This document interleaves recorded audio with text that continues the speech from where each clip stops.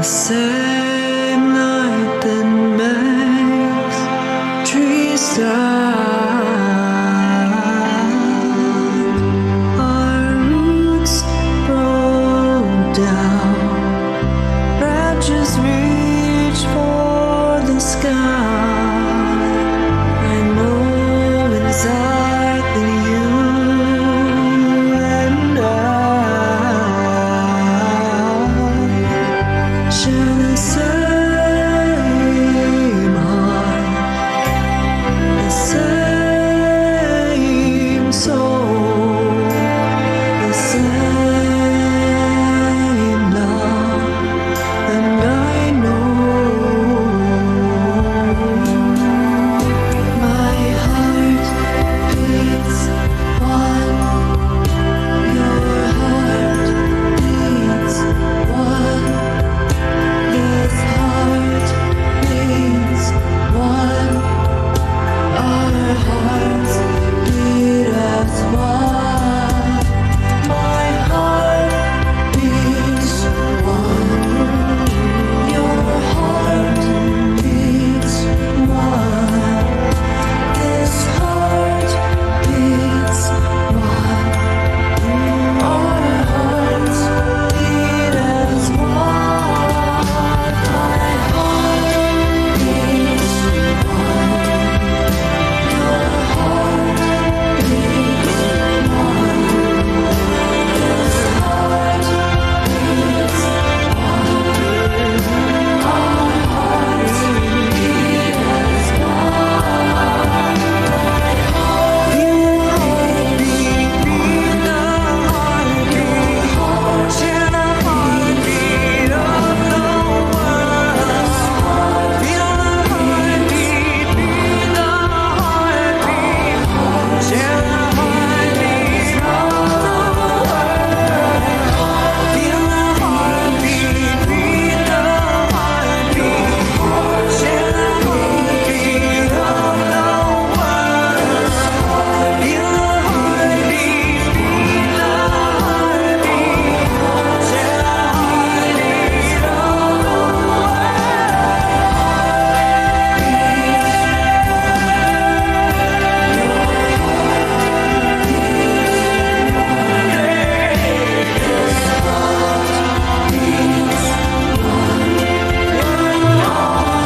the world. Feel the heartbeat, beat the heartbeat, share the heartbeat of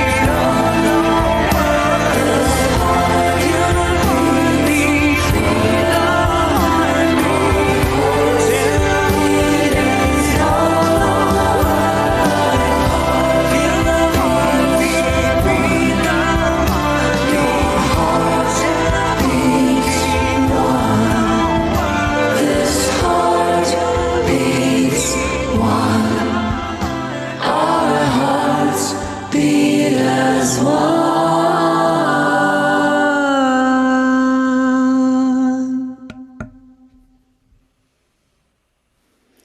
Hello and welcome to OneHeart TV, where our hearts beat as one. This is Johanna Beekman, Johanna OneHeart, and I'm here live, and I'm really grateful to be having an opportunity to do things a little bit differently today.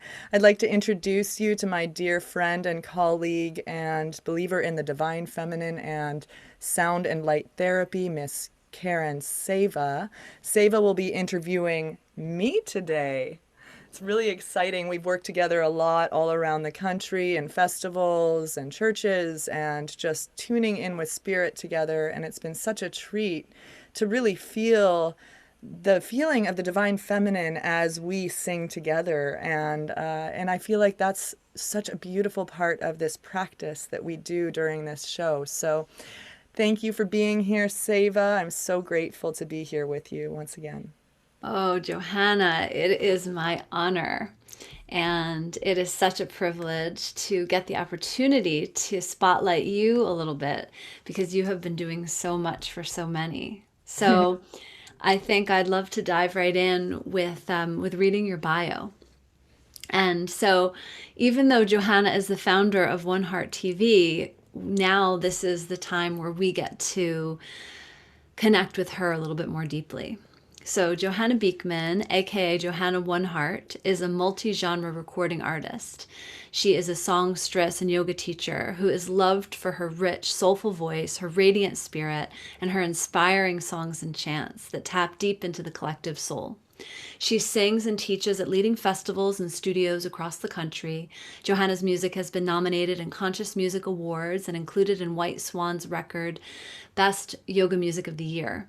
She created Lullaby Yoga to foster deep relaxation through restorative poses and heart-opening music.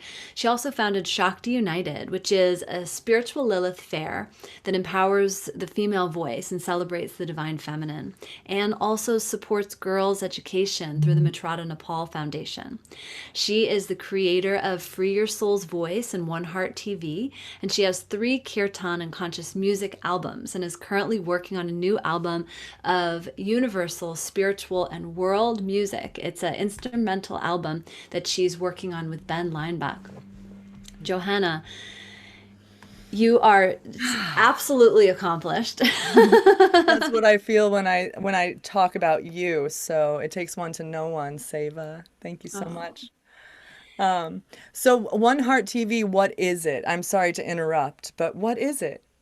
What we're doing is we're doing consciousness expanding interviews with luminaries to heal the world. And I felt that Seva was the perfect person to include in this kind of an experience because of her deep connection with the Mother Earth and healing the world through song. So what we're doing here is we're connecting with artists and healers from around the globe about how to create our own ideal life through practices, music, and virtual community to inform a new way of being. So Seva, of course, is the perfect host for such an experience today. Well, Johanna, I mean, there's one thing to talk about it, and then there's another thing to give people the experience. And so, would you like to give the viewers a little experience of what it is that you do? Yeah, I'd love to. Thank you, Seva. One of the things that I find so healing about the kind of work that I do with vibrational music, sound, yoga, and trauma-informed connection with my clients is we start with the breath. We start by dropping in with our feet on the ground, feeling the earth, feeling that breath travel in through our lungs and down, filling our lungs all the way deep into our belly and all the way down to the earth. And we find a sankalpa or an intention, one word that we might apply to our life.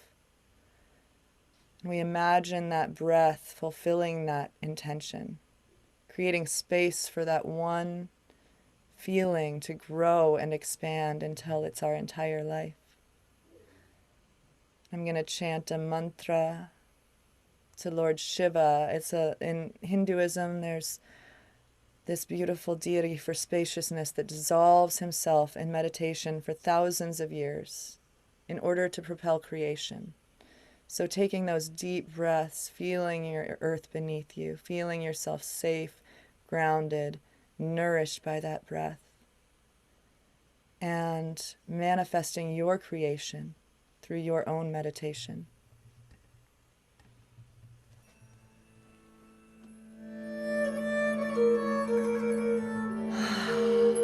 Deep breath in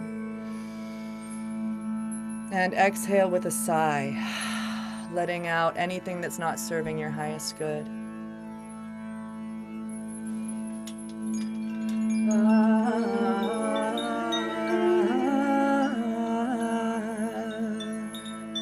Feeling the sound vibration wash over you.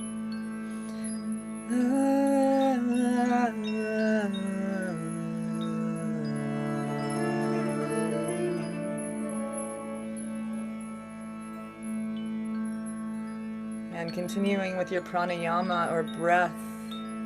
Now inhaling for your count of 4. Holding for your count of 4. Holding that intention at your heart. And exhaling for your count of 8, letting go of anything that's not creating that reality that you're manifesting through your intention.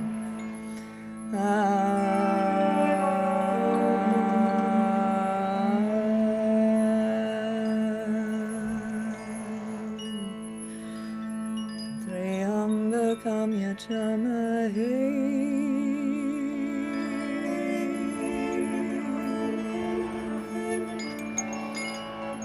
Sugandhim pushti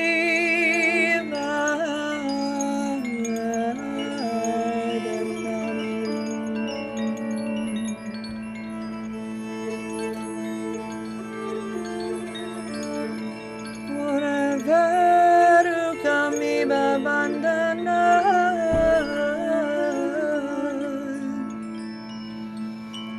Mritshor mukshya mamrita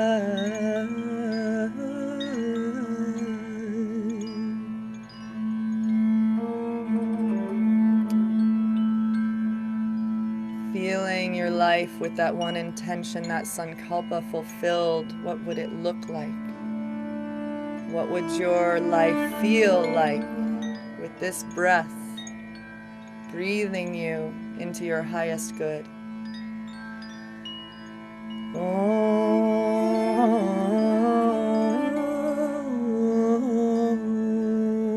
Shanti Shanti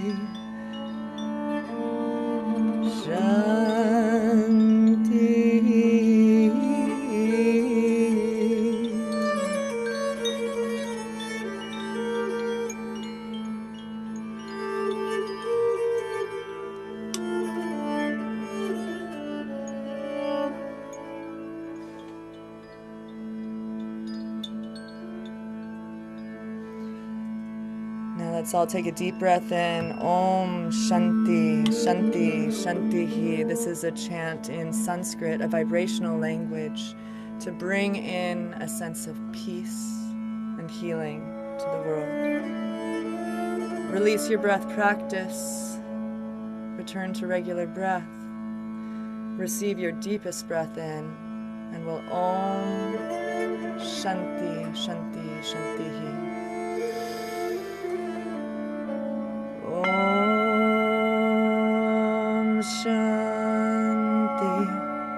Shanti, Shanti.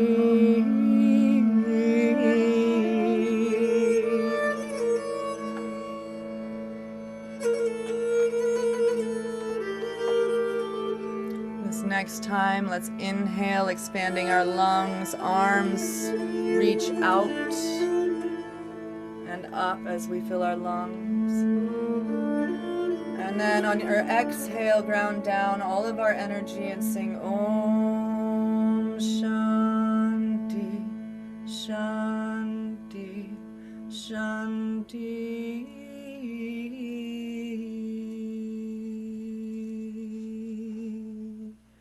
And let's all just have one last Om, collective consciousness, tuning in to our collective vibration.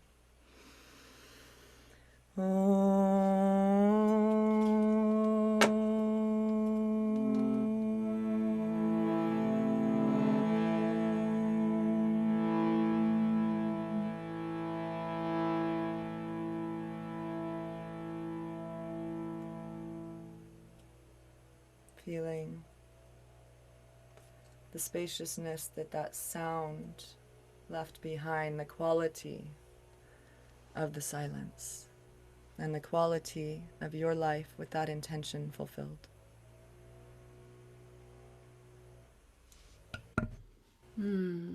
Johanna. So beautiful and moving. And Johanna, could you speak to your inspiration for getting involved with sacred music? Thank you so much, Seva. It's a long and deep path for me. It actually starts before my birth, so I'll give you some cliff notes. My mother was pregnant, and she was at a retreat at Brighton Bush Hot Springs with a teacher named Ram Das. and I was in her womb. And so Ram Dass and Krishna Das were actually leading, I think he was there as well, leading a workshop, a immersion retreat for the opening of Brighton Bush in, I'm not going to say what year. And it was actually Halloween. So my mother was dressed as a pumpkin, and Ram Dass came up to her and asked, "May I place my hands on your belly and bless your child?" And that was me that was being blessed. Now, Ram Dass, as you probably know, Seva, is one of the founder or the bringers of bhakti yoga or kirtan to the west from India. It's a sacred practice of vibrational singing to evoke change and evoke transformation and deep, deep peace. And so this little piece of that gift was gifted to me in the womb. And then fast forward, I came out of the womb speaking kind of, but mostly singing, And fast forward 9 years, I write my first song called Just a Little More Love. And fast forward another a few years actually, not too much beyond that, maybe 5 or so years, I was gifted the opportunity to be in a week-long immersion with Krishna Das and Ram Das, the fathers of these sacred kirtan and bhakti yoga practices in the West. As I was mentioning, they came in the 60s with these practices. And I remembered the vibration. Like it's said to be a remembrance when we're singing these sacred languages, right? That these mantras are said to be in our cellular structure when we're born, even without a blessing. But as a young songwriter, I'd been writing my teenage angst songs as we do. Ani DeFranco actually was on an internet festival that I was on this weekend, and she was one of my inspirations in women's music. And so I was kind of doing my folk singer songwriter thing, but this mantra music hit my heart in a way that I had never felt before. And except for that remembrance. And so, fast forward another 10 years of learning to be an adult in this world. And of course, we have all of our trials, our tribulations, our human sufferings, the darkness that comes with the light. And I came back to the practice with desperation to rebalance and reconnect with spirit. I had been singing in regular environments, wineries, bar. There's a lot of alcohol in the music industry, and I like to be pure in spirit, and I get closer to spirit as I'm singing. So I quit music, and I became a yoga teacher, and I bought a house, I got engaged, I did all of those things, and spirit somehow told me that was not the answer. I was hit by a drunk driver and I couldn't move. I couldn't practice physical asana yoga. And the doctors were like, you can't do this practice. I'd been trained in trauma informed yoga, I'd been trained in gentle yoga after finding that I already had injuries in my more powerful yoga practices and teaching. So Spirit's like, oh, what about bhakti yoga, the path of the heart, devotion, this chanting music that you've been gifted in your life. And I started chanting these sacred chants that healed my body and my mind. And I started to chant them in restorative yoga poses because I thought, the doctors say don't practice yoga. They don't understand that there are 8 limbs of yoga. There's a lot of yoga that I can practice without moving my body into a pretzel. So I developed lullaby yoga. I got better faster than I ever thought that I would. The doctors were shocked by my reaction to this practice that I'd created, and I started sharing that practice with others. So anyway, that's like a long story on how I got here, but sacred music has been deep in my heart my entire life. I sang non-denominational gospel music also at the same time as I was learning about bhakti yoga in my teens. Reverend Isaiah Jones moved to my town and taught all of us how to clap and sway and sing at the same time really hard when that's not, you and I'm assuming, don't have any authentic gospel blood. But he gifted us that gift of faith and devotion through song. So I found that there were a lot of paths that led me to sacred music, where music is more than just a baby I love you song. And I recorded albums of that. You might be able to find a few of those tracks somewhere on Spotify. But I've removed most of them because it's not who I am in my spirit. That longing is truly for God. It's truly for connection with spirit. It's truly connection with something greater beyond just I and this little self. It's a capital S self that I move into when I'm singing. And it's not about me, it's about a connection with something greater. So that's my little Cliff's notes on how I got here. Oh, What a journey. And for those of, I mean, we've just heard Johanna sing and sing so sweetly, but also she has this powerful side. I connected with Johanna many times, but one of which is singing at Festival of Colors. And in mm, Festival of Colors, it's the celebration of spring, and they throw the powdered colors. It's a holy, the festival of spring. And I mean, Johanna is just one of these stellar performers. She's stage diving into the crowd, and then she's running back on the stage, and she's stage diving again. So, connected with this beautiful desire for connection with God, and the expression of the profundity of life itself. She also has so much personality, and she brings so much of that to the table. And so, Johanna, I'm wondering about that, because I think a lot of people, they when they connect with spirituality, they think you have to kind of subdue yourself. You have to kind of cut off some of those ways of maybe self-expression. Can you speak to that a little bit? How you've been able to incorporate your zest for life with your spiritual practice? yeah, I actually love that question because when you brought up the Festival of Colors immediately after that, I was thinking, wow, I never thought I'd end up there when I quit music because I didn't want to be overwhelmed by things, right? But at the same time, what happened for me is that is me. I am this really powerful expression. I have a lot of Shakti, as they say in Hinduism. It's the divine swirling goddess energy that's kind of random, but man, does it propel the creation. But you gotta pray that there's someone there to catch it, right? When it lands, like a stage dive, right? So yeah, I found that there really is an importance with balancing the profound with the mundane and finding humor every step of the way. Because for me, spirit, God, whatever you want to call it, is much greater than just me and this white guy in the sky or whatever we want to think of. In we've created some images of God that are turnoffs to people, right?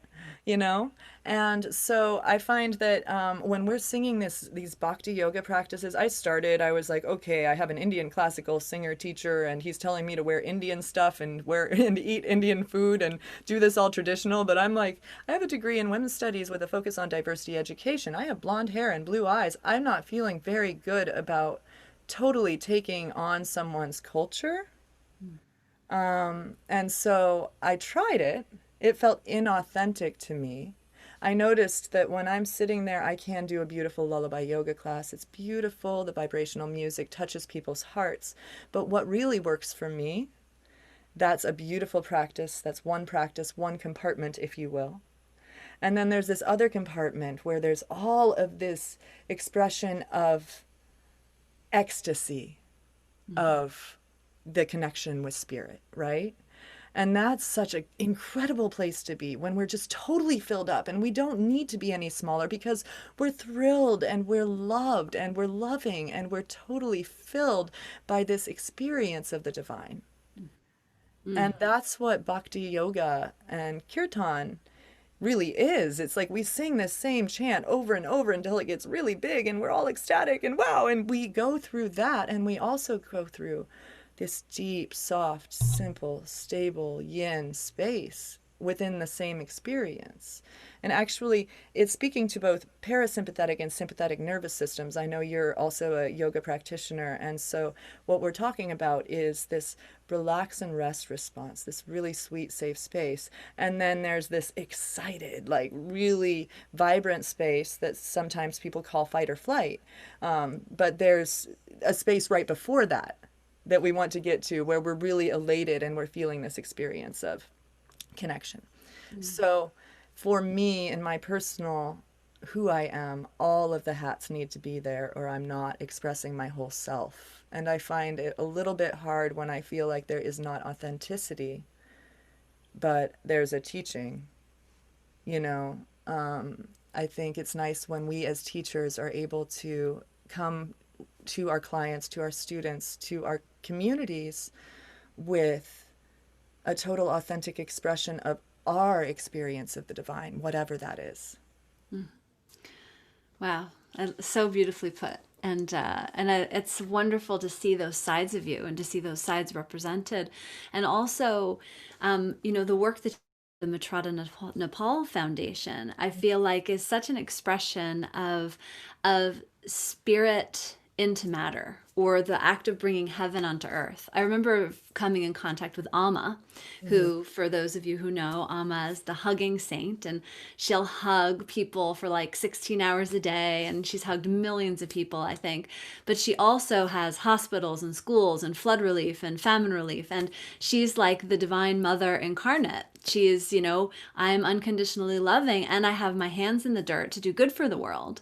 So, speaking of the multifaceted sides of spirituality, the sweetness, the depth of connection, the wildness, the full self expression, and then taking that and putting your hands in the dirt. Tell us about Matrada Nepal, and also what inspired you to create the mantra Sangha song in support Yeah. of Matrada Nepal. Yeah, well, actually, you mentioned Shakti United at the beginning as well. And what this came out of is actually, like I was saying, this humanity, this experience of our own humanity in the world, right? And so to get your hands in the dirt and help out and be Seva, your name, Karen Seva, Seva means service in Sanskrit, right? So it's like, how do we be in service so that we can receive what we need out of the exchange? Like, I can't keep what I have unless I give it away. I'm out on these festival circuit things at yoga festivals celebrating Indian and Nepal and all of this area that I'm not from, and I'm experiencing this kind of disconnect in my heart because I'm a Westerner. These practices have saved my life. I'm so grateful, and I need to figure out how to give back in order to keep what I have from these practices that I've received in my heart because I'm not from that culture and I'm receiving from those cultures. So, my family had been sponsoring a child through Matrada Nepal for some years, and I'm out on my kirtan circuit going around the US, and then my parents flew to Nepal to meet their child that they had been sponsoring, and through Matrada Nepal Foundation. I'd been hearing them talk about it for a while, but I also had this yearning in my heart to give back to somewhere, knowing where the money was going to. That knowing that this organization was in alignment with my heart and my ethics and all of that. This organization was founded by a psychologist in Kansas City who went out there and they have saved hundreds of kids from, shirtless, shoeless, homeless situations in small villages in Nepal over the years. And I was super inspired. So I started this Shakti United, empowering the divine feminine. And 2017, we had festivals all over the country. We did Los Angeles, Eugene, Oregon, Asheville, North Carolina, Ashland at Jackson Wellsprings. It was awesome. Seva was at LA. I had so many amazing female artists. And we gave to these kids in Nepal, but specifically earmarked it to the girls because girls are really suffering out there. Fast forward a little bit, pandemic hits, and Matrada Nepal calls me, "Can you help this year? We're really struggling." And I'm like, "Oh my gosh, I just lost everything as a musician. What am I going to do?" Because my heart is called to do this kind of service work. Yet, I have to figure out how to support myself now because we're all in this new world. And so I'm in isolation in near Los Angeles. We'd done a festival of colors. We were hugging people on what was that, March 8th? You and I were just free hugs at a festival of colors. And I got isolated in a cabin in the Sierra Nevadas, and I found this mantra from, speaking of Amma, another Amma in India, Sri Shakti Amma, who is the embodiment of Narayani Ma, so blessed goddess archetype, who transmitted a beautiful mantra to remove all disease and rebalance the earth during increased times of negativity. And so I just got goosebumps still when I say that out loud because I'm sitting there alone, fearful as the rest of the world is, learning all of this stuff that's scary and finding a way through. And so I don't have a mala on me, but I did do 108 bead practice with mala beads, which I do sell on johannasings.com along with these sound healing instruments. A portion goes to the girls in Nepal. And I practiced Om Krim Mahakali Sarvarogam Nasi Nasi. Nasi is to remove. So we're removing disease.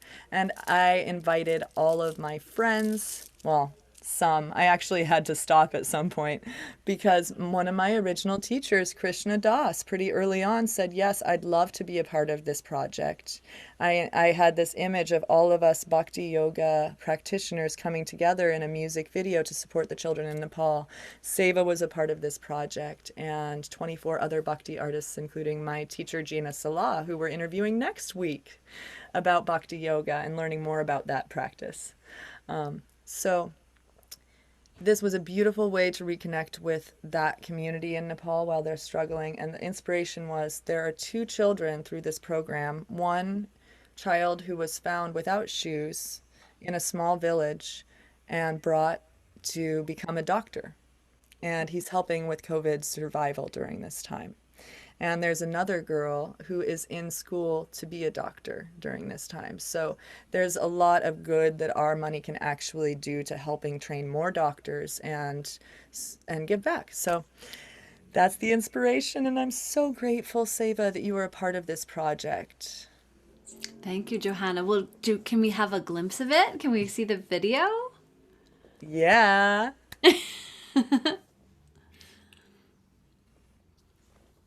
Nasi Nasi Om Krim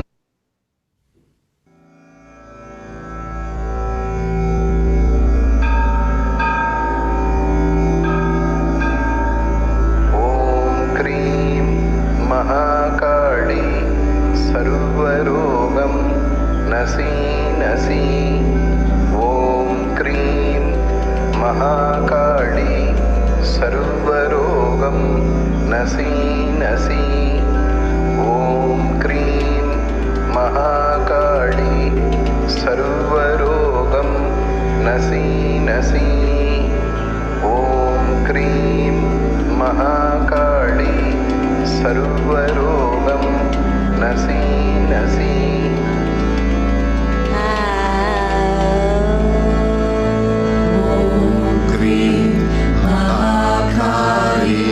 Sarvarogam Nasi Nasi Om Krim Mahakali Sarvarogam Nasi Nasi Om Krim Mahakali Sarvarogam Nasi Nasi Om Krim Mahakali Sarvarogam Nasi Nasi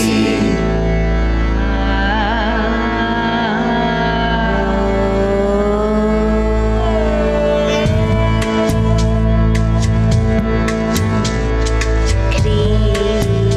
Mahakali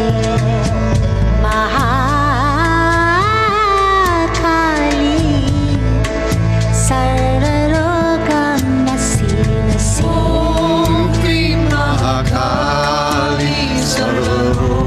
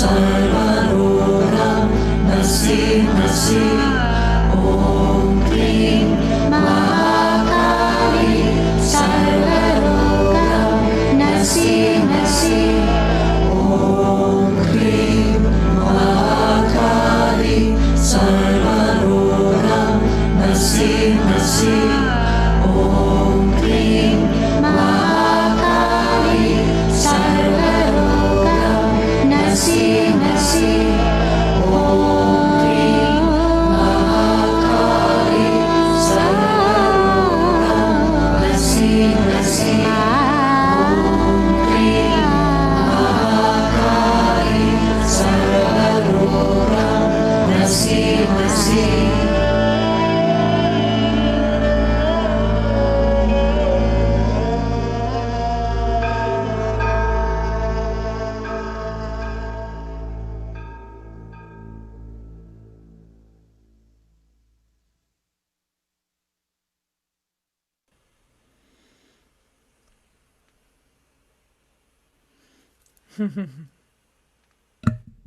Wow, Johanna, that is so beautiful and so moving every time I see it. What an exquisite work of art you have engineered. One of my favorite parts is seeing the children in Nepal dancing along, and just that the children are our future. And I know you work so much with children and what you do, especially during this time in the world. I think it's so important for us to really support and help because it's more disconnected than it ever has been. And I'm working a little bit with children also behind the scenes now in this new world, finding ways to really support through mindfulness, meditation, and all of the practices that I've helped my nervous system with as a young child, that I wish that I had had, are more important than ever with all these screens and all of this input. So really wonderful to support them together with you. Beautiful, beautiful. And I wanted to say that even earlier when you were recounting your story and your inspiration, when you started talking about the Matrada Nepal Foundation, that's when I heard the most realness in your voice. It feels so, it's like you light up. And I always look for those little pockets where people kind of come to life and you can kind of see something through them. And when you speak about the children, there's something in you that comes out. Yeah. Yeah, well, and so Shakti United was to support children in Nepal, and I have a new song that I don't think I have time to sing today, but it's called In Unity We Are Free, and it's all supporting the divine feminine in us all and bringing women together. And so I have this idea that us sisters might collaborate and co-create, and I have this image of a children's choir opening it with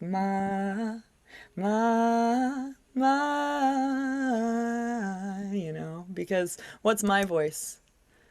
It's just it's a voice that's been developed, right?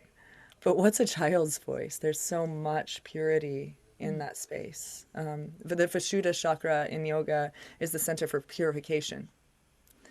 And so I love the practice of singing to purify.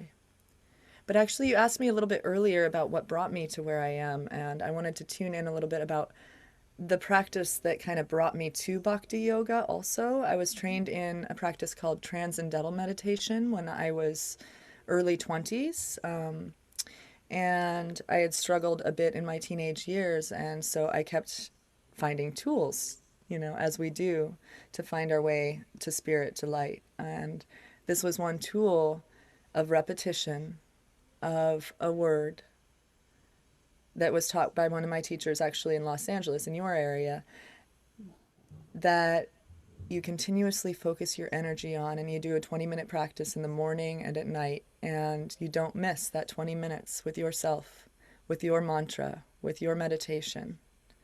And it's not an external practice like Bhakti Yoga is, the way that we're singing this mantra, Om Krim Mahakali. That is beautiful, but for me to come into a less coarse meditation, if you will, coarse meditation is something that's a little bit stronger, a little bit easier to grasp onto for a monkey mind, but the subtle meditation of internal repetition, and silence can be quite profound. And so, what we just did with that mantra, singing externally, you might sing alone at home. Om Krim Mahakali Sarvarogam Nasi Nasi. 3 notes. Very easy. Very easy to tune in. And you might even just say one word to yourself. Faith, love, that intention that we started today's practice with, what it is that you're calling in. And just in times of crisis or negativity, maybe Sanskrit doesn't come to you, but English does. Breath is about the most powerful tool. To say breath draws attention to my breath. And then my nervous system actually responds automatic. My autonomic or automatic nervous system responds automatically by breathing. And then it calms down. So I just wanted to give a little bit of the backstory of how we might implement some of these practices at home that have helped me. And I know you're a deep practitioner, and I see the way that you present and feel when we're speaking. And I know that you've done your meditation, you know? Maybe you did. And and thank you so much for naming a couple things that people can do. I think one question that people have is, we're living in these really wild times, and what can people do to help themselves navigate? So you kind of spoke to a couple. Are there more ways that you have that have helped yourself, things that you would recommend to people to help them navigate these changing times? And it's not only craziness that's happening, but it's so much uncertainty. And what do you think it is that people are really needing right now? Yeah, well, thank you for asking that, because that is such an important question, not just for children at this time, but who's raising the children, right? Um, and so We are still the we are children. the children. Amen to that. Aho. But yeah, so as I was saying, there's these transcendental meditation practices, or just simply sitting with your breath, counting your breath. For me, singing is a tremendous way of releasing stress and also keeping my cortisol levels down, my stress. And you can do that in your shower. You can do that in your car where you feel safe. But just sing and just breathe with that song, you know? Also, exercise. Please, exercise. I know I'm getting a little stir crazy with all of this stuff, so I have to turn off my phone, put it away. I walk away for 3 or 4 hours, close my laptop, get outside, even if it's raining, even if it's yucky, breathe the fresh air and know that we are one with the external, right? That breath can cleanse, that breath can purify. And when it's cold outside, it can purify maybe even a little bit more. Who knows? You know, that frigid feeling of, ooh, but I'm breathing fresh air, you know, open up a window. We can talk and have a personal client experience where I can teach a little bit more in depth about these practices. But there are such simple ways of connecting our left-right crossover in our brain, using a bike, crawling like a baby maybe, you know. Lullaby yoga is really tuning into our inner child, because like Seva said, we are the child. So singing or breathing in really deeply restful, restorative practices, maybe even just in your bed with pillows, however you get yourself to a space of calm. It's okay if it starts in your bed. Amazing. And it moves out of that space. Well, and I love that as a reference point.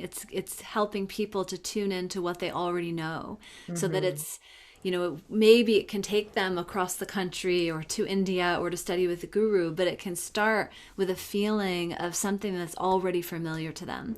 And I love something you said before about the mantras. It was like a memory, like it triggered something we already know. And that's what I see when I work with children.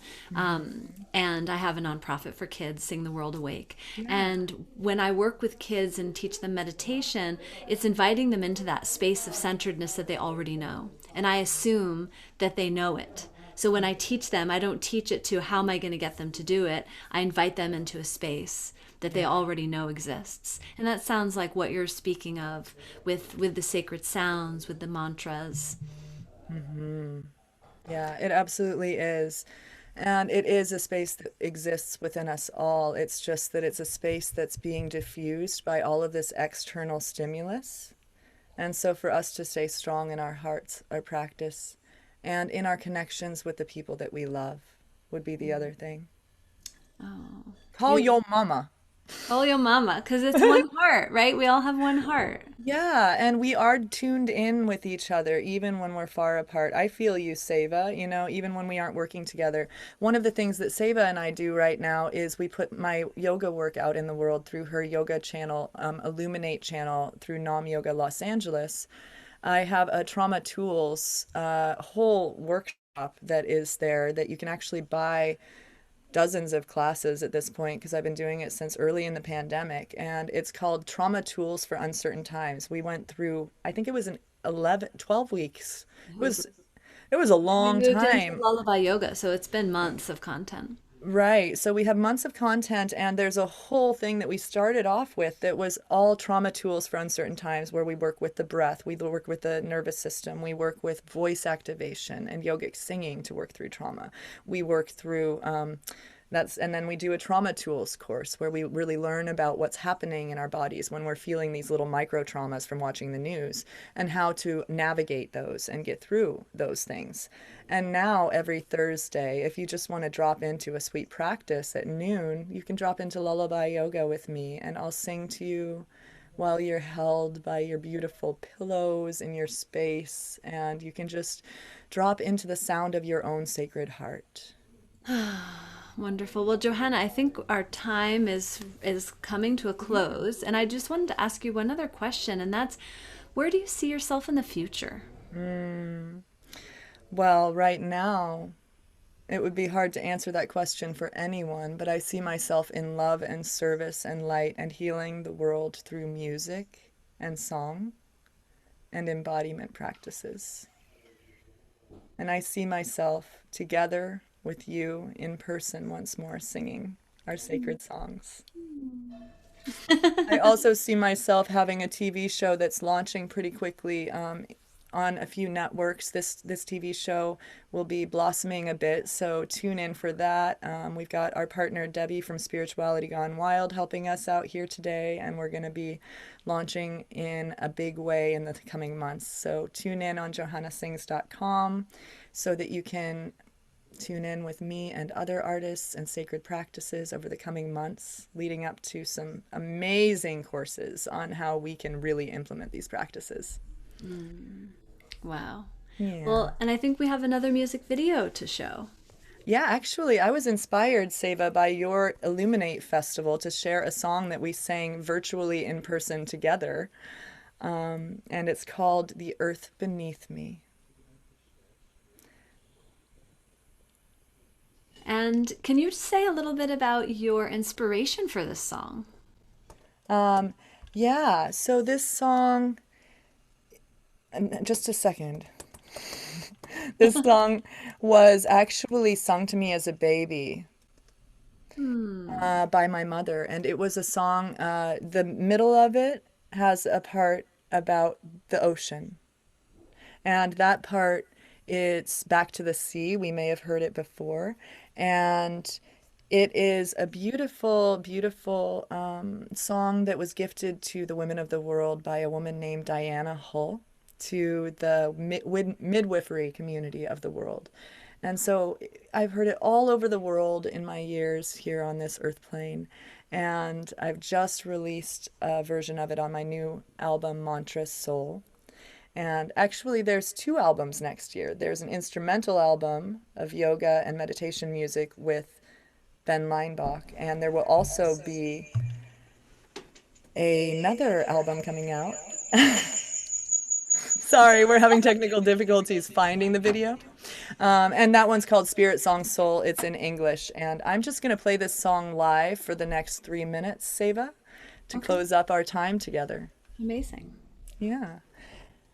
Thank you so much for being here at One Heart TV, and we'll see you next week at noon. We'll be interviewing Miss Gina Salah about mantras, ragas, and how she finds solace during these times.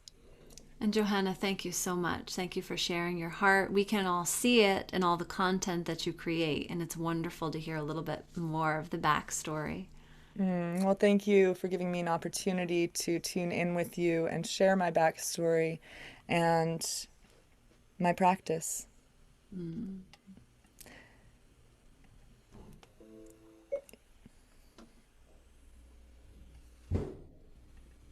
The earth beneath me, sky above, this heart that's beating. Mother, won't you carry me, carry me, carry me home?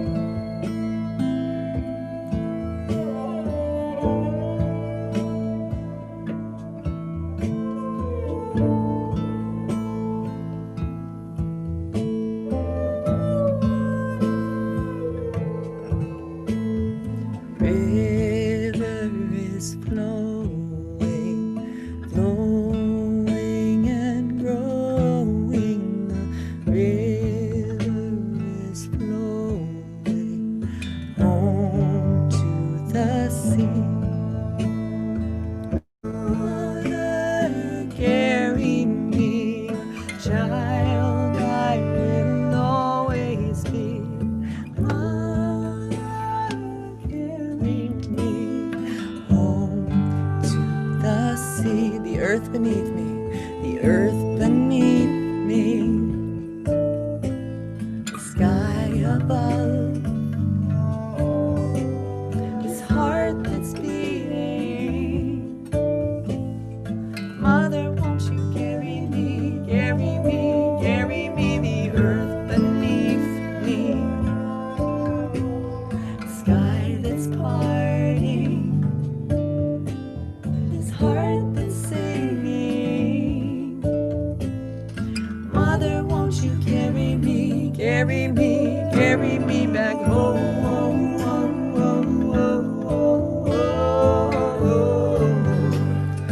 Mother, take me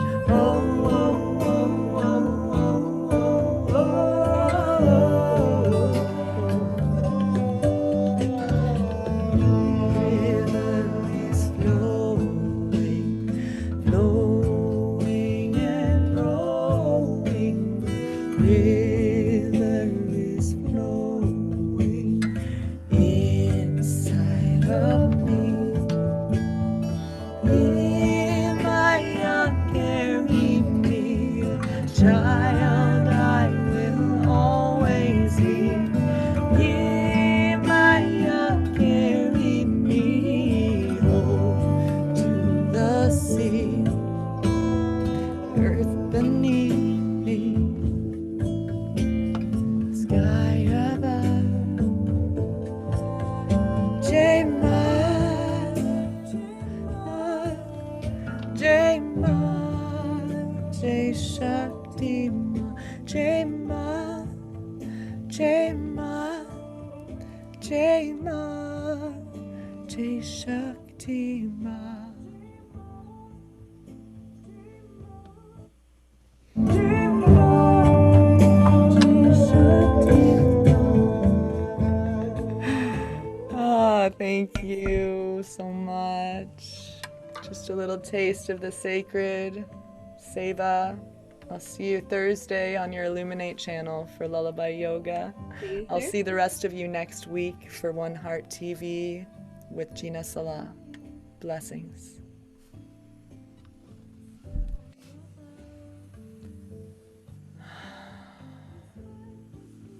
You can watch the restreams of all of these. We have them all available on our website at johannasings.com. I'll see you soon, family.